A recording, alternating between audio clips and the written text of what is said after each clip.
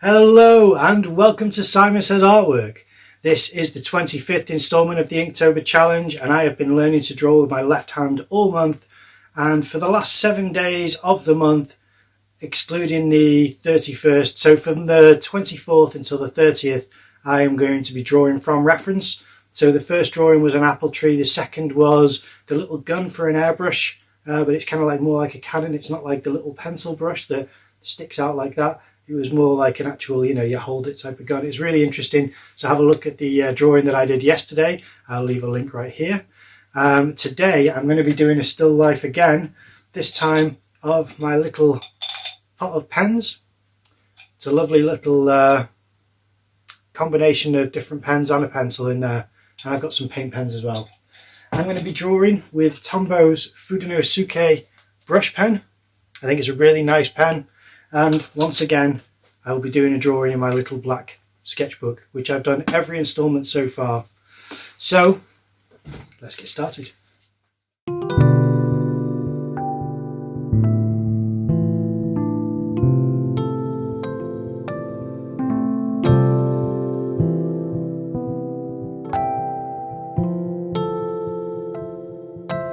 Okay, so now on instalment number 25. This was a bit more tricky than I imagined it would be. Now, I have done a series of still life drawings before, so it felt similar to that. But on the previous time that I did all these drawings, I was doing a lot of hatching and obviously drawing with my right hand. But I did do a pot of brushes, and it felt similar to that drawing in a way. But obviously I quite like the difference being that this pot of pens, the little pot that they're in, has this lovely design on it. I think it's Japanese as far as I can tell. Really nice. It's not only printed on, it's actually carved into it. So it has texture to the surface.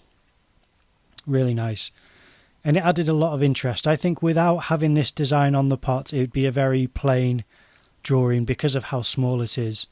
But because of the design, it's really made this still life more interesting and come to life a little bit more. The character there was an interesting one as well, because I do some cartoon characters myself from time to time, and I've never done this type of a design of character, so it was quite fun to see how they put together a person who is, I think it's doing sushi, is their all their food around them. I must admit that there's a point where I think it looks better as line work for all the pens at the top there.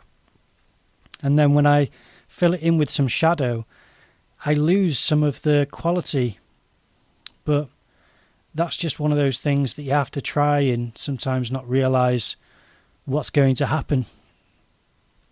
And I'm glad that I used this pen because there is some sense of control.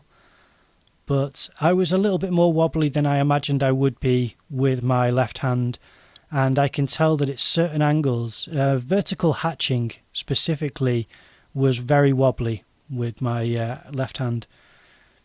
And trying to fill in, blacken out certain areas was a lot more difficult than I thought it would be as well. I think it's possibly because it is so small. But as I said, thankfully I was using this pen, so it's a very precise nib. And I think I got away with it anyway. But it's just a shame that I lose all of the... I don't know, I feel like there was a bit of identity for each of the pens in line work. And then when I blackened them out, as you can see there, they all just become harder to differentiate from each other. And I tried to fill in certain parts of the design for the pen pot, because certain parts of that are darker and shaded in. And I do most of it, but not all of it, because I thought I don't want to go overboard. And then I get into this nightmare that I have of doing the shadow coming off the pot. Now, in all honesty, the shadow is actually quite muted because the way that I light these drawings is kind of a bit unorthodox, I think. Is what I do is I turn off all the lights in my room, and then I have a monitor in front of me, and I just open up either a folder which doesn't have many files in it, or a playlist, and that lightens up the drawing. And that's how I do it. But that's where I left it.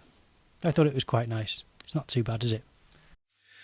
Okay, that's the drawing done. Now, I think that was quite interesting.